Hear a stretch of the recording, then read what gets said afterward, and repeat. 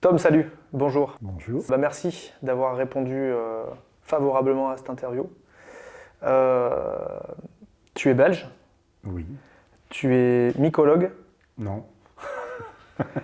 tu es spécialiste de l'architecture des arbres, Ah oui.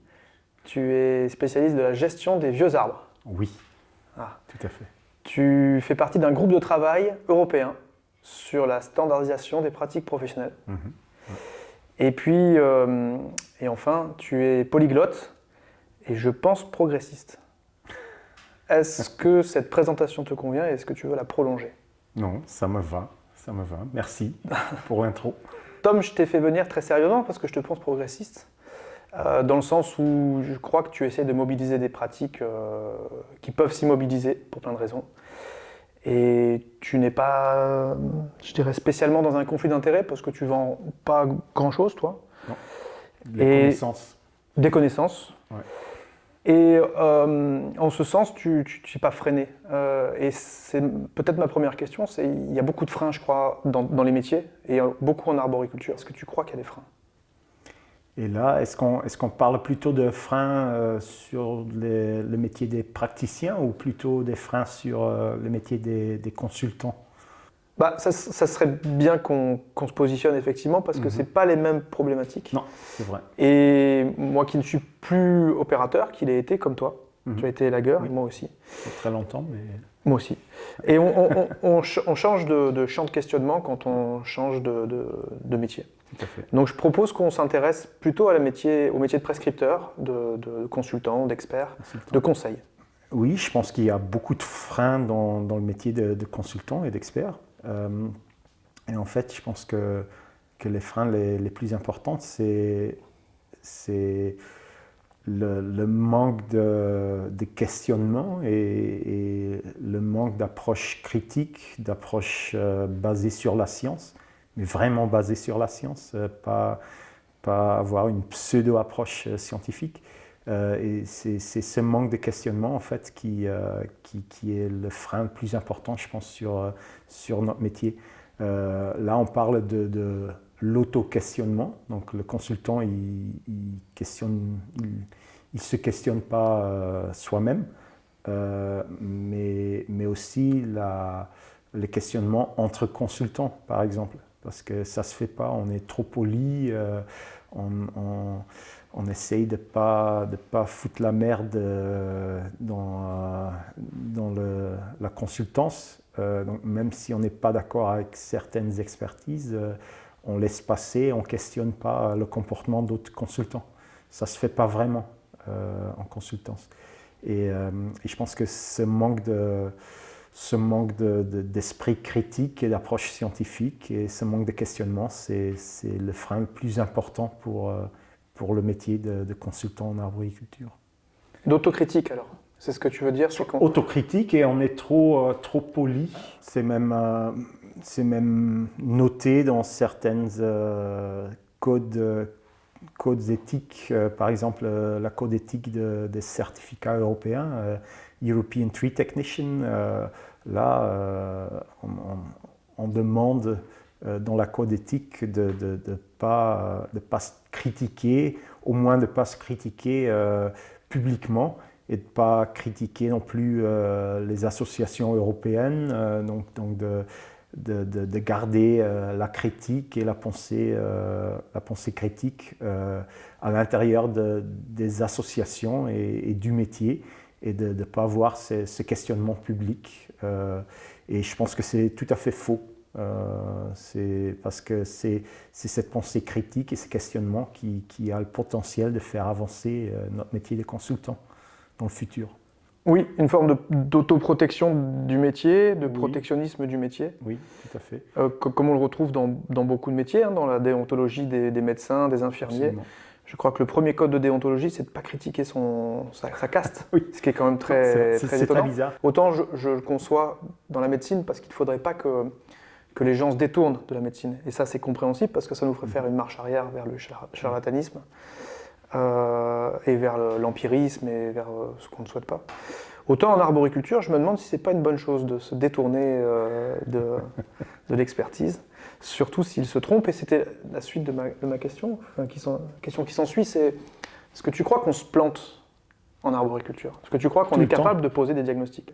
Tout à fait, on est faux tout le temps, mais on a beaucoup de difficultés à accepter qu'on est faux. Et en fait, on est payé pour ne pas être faux, donc on fait semblant qu'on n'est pas faux, on pourrait dire. Mais en fait, je pense que c'est très bizarre, mais je pense pour une grande partie de notre boulot, par exemple la gestion du risque et tous les dégâts et les blessés qui sont associés au risque des arbres, je pense que si on fait notre boulot ou on ne le fait pas, ça ne va pas changer grand-chose. Je pense qu'il ne va pas y avoir 10 fois plus de blessés ou de morts si on arrête de faire des diagnostics du risque. S'il y a des tempêtes qui passent, ce n'est pas les arbres qui ont été diagnostiqués abattage immédiat qui tombent, c'est les autres qu'on avait ratés. Mais c'est très difficile d'accepter cette incertitude. Mais par contre, l'incertitude et l'acceptance de l'incertitude, ça fait partie d'une approche critique et l'auto-questionnement, en fait. Ça devrait être partie de l'approche normale du consultant. Moi, je me méfie du consultant ou de l'expert qui débarque, qui vient dénoncer la seule et l'absolue vérité sur l'arbre. Il n'y a pas de questionnement, il n'y a pas de manière de discuter. Non, voilà, on va faire comme ça. Ça, c'est la seule vérité. Et en fait, c'est une approche c'est le délire, en fait, parce qu'on sait qu'il y a une marge d'erreur, on sait qu'il y a de l'incertitude, mais on ne veut juste pas l'accepter, ou au moins on ne l'accepte pas publiquement. Entre nous, on sait qu'on est faux de temps en temps, presque tout le temps, sans doute, mais on n'accepte pas. On n'assume pas publiquement. Ça pousse assez clairement ce que tu dis à l'interventionnisme, hein, c'est-à-dire même si on ne devrait rien faire, tout nous emmène socialement et techniquement et juridiquement à assurer un minimum pour avoir montré qu'on a fait quelque chose. Au moins de se demander s'il y a un problème et s'il faut faire quelque chose. Si on intervient ou pas, c'est une autre question. Mais juste le fait de faire des diagnostics, ça fait, comme tu dis, partie d'une pression juridique, sociale. On est censé faire, en tant que gestionnaire, on est censé de gérer, de faire un minimum de gestion. Et quand tu dis que finalement, qu'on agisse ou qu'on n'agisse pas, que cette profession exerce ou pas, finalement ça ne changerait rien, mais je pense que ça changerait quand même qu'on aurait beaucoup plus d'arbres, parce qu'il y a probablement beaucoup d'arbres abattus pour rien. Tout à fait. Ça ne change rien en tant que, quand on parle de blessés ou de morts ou de dégâts, peut-être un peu moins de dégâts, mais on ne va pas avoir 10 fois le nombre de blessés ou de morts si on arrête de gérer le risque. Mais par contre, à l'inverse, si on arrête d'intervenir, on va avoir plus d'arbres, plus d'endromicro-habitats, plus d'écosystèmes. Tout à fait. C'est quoi, selon toi, le cauchemar de l'arboriculture aujourd'hui? Le cauchemar, je ne pense pas qu'il y a un cauchemar en arboriculture. Je pense que c'est plutôt un amalgame de petits cauchemars qui tout ensemble poussent la consultance dans une certaine direction, on pourrait dire, la direction de la certitude absolue et du manque de réflexivité, d'approche critique, d'approche basée sur la science. Il n'y a pas un cauchemar pour moi, c'est beaucoup de petits cauchemars, un amalgame de facteurs qui sont négatifs. Et tu crois que si le cauchemar est vaste, est-ce qu'il y a un futur rayonnant? Je vois quand même de plus en plus de gens dans mes formations, des gestionnaires, des consultants, des arboristes qui prennent quand même cette approche critique et qui embrassent l'incertitude, on pourrait dire. Et je pense que ça va nous apporter, ou j'espère au moins que ça va nous apporter un futur rayonnant. C'est que de plus en plus de gens vont vraiment prendre cette position d'autoréflexion et de réflexion collective. J'espère au moins que ça va nous pousser vers une expertise qui est plus proche de la réalité, avec peut-être moins d'erreurs ou au moins avec une acceptance de l'incertitude qui est nécessaire, je pense. Bon, ça c'était la version rayonnante. Revenons pas au cauchemar, mais à la critique nécessaire. Tu as déjà plusieurs fois dit qu'il y avait besoin d'un esprit critique. Comment tu vois, quel regard tu portes sur l'arrivée de la technologie qui est de plus en plus prédominante? En fait, pour moi, le problème, ce n'est pas nécessairement l'utilisation de la technologie, parce que je pense que la technologie, c'est un outil qui peut être très utile pour nous aider à faire des diagnostics ou des expertises d'une manière plus compétente. Par exemple, en modélisation des charges et tout ce qui est statique, on a commencé par la modélisation très simple d'un houppier qui était rond sur un tronc qui était cylindrique. Et maintenant, on est déjà de la modélisation plus complexe. Mais en fait, il faut réduire la technologie à son niveau normal, je dirais. Donc, ce n'est pas la technologie qui prend la décision. Il ne faut pas déléguer cette décision à la technologie. Il faut utiliser la technologie comme un outil en support. Et c'est au même niveau que l'expertise, que les connaissances, les expériences. Donc c'est pas supérieur. Mais je pense que dans le modèle d'expertise qu'on a aujourd'hui, en fait, tout ce qui est technologie est regardé comme supérieur à l'expertise. Donc il y a beaucoup de gestionnaires qui exigent des outils technologiques, tests de traction, tomographie, je ne sais pas quoi, parce que ça leur donne un air de certitude, un air de base scientifique. Et en fait, les modèles, oui, il y a des bases scientifiques, je suis tout à fait d'accord, mais il y a de la modélisation derrière. Donc la technologie va toujours vous donner un chiffre exact, facteur de sécurité 1,8723. Donc ça donne un air d'exactitude, mais en fait on ne donne jamais la marge d'erreur avec, qui peut être énorme et qui est de la même dimension de l'incertitude sur l'expertise, basée sur le clinique ou le visuel. Il y a de l'incertitude. Mais comme la technologie nous donne un chiffre exact, ça nous donne un air de supériorité et de science. Aujourd'hui, ce n'est pas ce qu'on ressent en France, en tous les cas. Ce n'est pas du tout comme ça qu'on vit, mais je crois que c'est vrai à l'international. La technologie et les approches dites scientifiques, parce qu'elles se réclament scientifiques, plus que l'approximation des autres approches. Et c'est probablement vrai qu'elles sont peut-être moins approximatives et moins intuitives. En tout cas, elles se réclament plus sérieuses, elles se veulent plus rigoureuses que les approches cliniques, et même que l'expérience et l'empirisme qui ne devraient pas être ignorés. Et justement, moi je pense que ces modèles théoriques qui peuvent fonctionner, tu donnais l'exemple de cylindres qui ont évolué là, et que ces modèles technologiques qui peuvent fonctionner sur des arbres, je dirais simples, mais je pense que dès qu'on rentre dans la complexité des arbres, et quand on rentre dans la singularité des arbres, et toi, ton sujet, c'est les vieux arbres. Je me dis, mais comment la technologie peut fonctionner avec un arbre? Il n'y a rien de plus singulier qu'un vieux chêne de 600 ans. Il ne pourra ressembler à aucun autre vieux chêne. La réponse, elle est très courte. Ça ne fonctionne pas. Ça ne fonctionne pas. fait les scientifiques ou les chercheurs qui ont développé les modèles, ils disent exactement la même chose.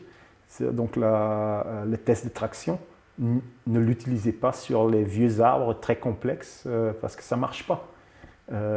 Mais donc c'est les personnes qui ont développé les modèles, ils disent ça, mais tous les consultants qui utilisent le produit, ils continuent à l'utiliser sur les très vieux arbres très complexes biomécaniquement. Mais la réalité est, la marge d'erreur, là, elle est gigantesque. Et donc, c'est complètement subjectif. Ce qui sort de la machine, là, il y a pas, ça n'a rien à voir, en fait. Tu crois pas qu'on devrait plus se tourner, ou en tous les cas se tourner, essayer de croiser à un moment donné les métiers et puis les disciplines, qu'on devrait se tourner vers les sciences humaines plutôt que vers les sciences biologiques? Et je pense qu'on a besoin des deux. On a besoin des sciences biologiques pour mieux comprendre le monde du vivant. Mais comme tu dis, surtout en consultance, il y a beaucoup de liens avec les sciences humaines parce que ça porte sur la posture professionnelle, sur la réflexivité, la dynamique entre les personnes. Donc, c'est tous des aspects qui ne sont pas vraiment liés aux arbres, ce n'est pas quelque chose de biologique, c'est plutôt lié à la personne même. Et ça se voit dans les résultats, en fait, parce que il y a des chercheurs qui ont démontré que, par exemple, dans les diagnostics, les résultats, ça dépend plus de la personne qui fait le diagnostic que de l'arbre. Donc la plupart du diagnostic, ça dépend de la personne et pas de l'arbre. Donc on ne va pas gérer ça en ayant plus de sciences biologiques. Il nous faut la science humaine pour gérer ça.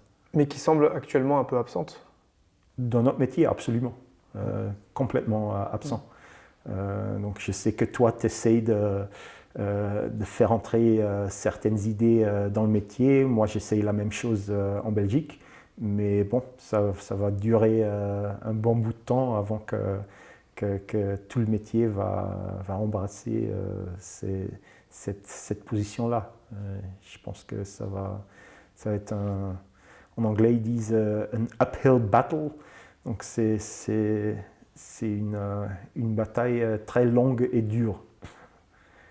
Cette approche technologique, c'est une dérive. Hein. Je pense qu'il y a une dérive. Je ne sais pas si c'est généralisable, mais il y a une dérive qui est observable. Et ça sera, je pense, ma dernière question. On va se tourner vers les approches éthiques. Est-ce que cette dérive, elle n'est pas aussi commerciale? Quand on parle à n'importe qui s'y connaît pas du tout en arbre, si on raisonne un peu, c'est la seule approche qui a un peu de sens. Mais le problème, c'est si on prend une approche probabiliste, ça veut dire qu'on ne va pas faire d'expertise sur la plupart des arbres et qu'on va intervenir ou faire des expertises seulement sur un tout petit nombre d'arbres. Et pour gagner sa vie, ce n'est pas très intéressant. J'ai beaucoup de discussions autour de cette question avec les participants dans mes formations. Ils me disent, si on fait ce que tu nous veux faire faire, on n'a plus de boulot. Et puis j'essaye de leur convaincre que ça ne veut pas nécessairement dire qu'il y a moins d'argent qui est dépensé sur les arbres, mais qu'on dépense l'argent d'une manière plus éthique et plus intelligente, en utilisant l'argent pour la vraie gestion du sol, par exemple, plantation de nouveaux arbres au milieu urbain, je ne sais pas quoi, et pas dépenser notre argent pour gérer un risque quasi non existant en faisant des expertises hyper chères.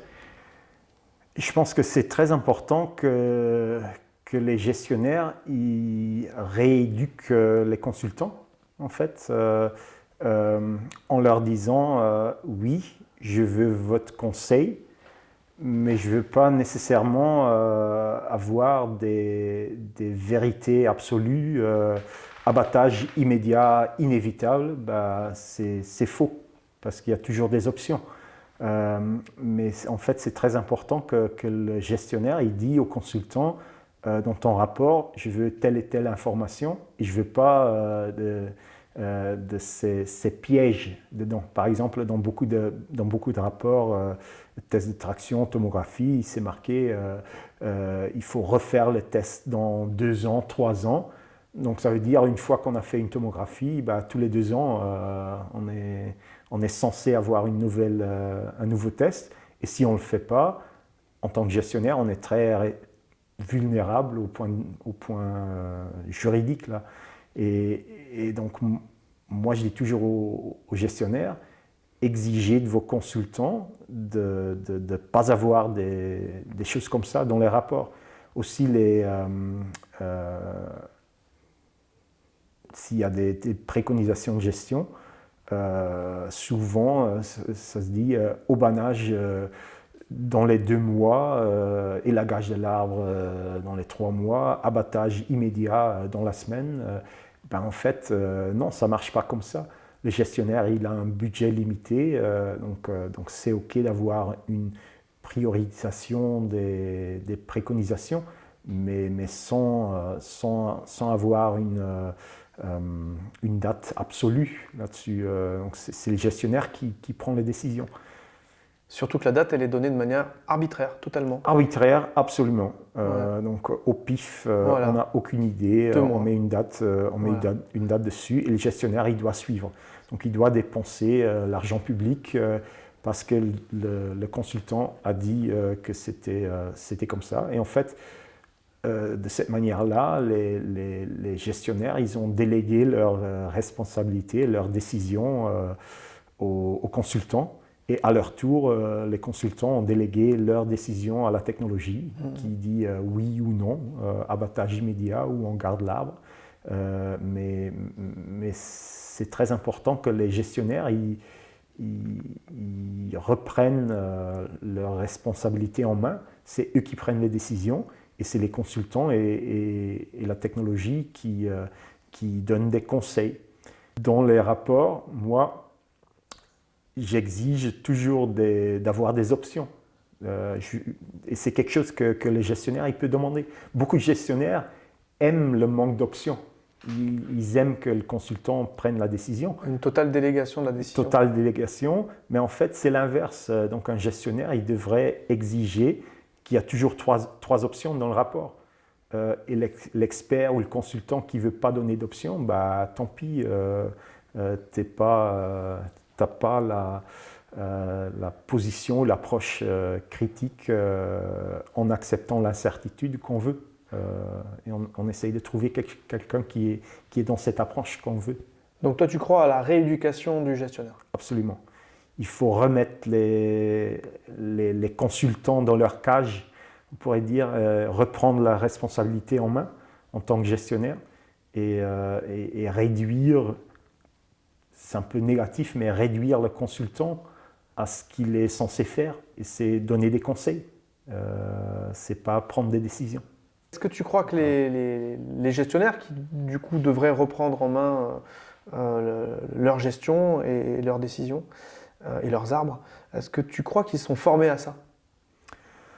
Non, pas nécessairement, mais en Belgique, moi, je vois quand même beaucoup de gestionnaires et de consultants et d'arboristes qui sont quand même plus ouverts à une approche plus critique et l'auto-questionnement, donc une approche plus réflexive. Et donc, je pense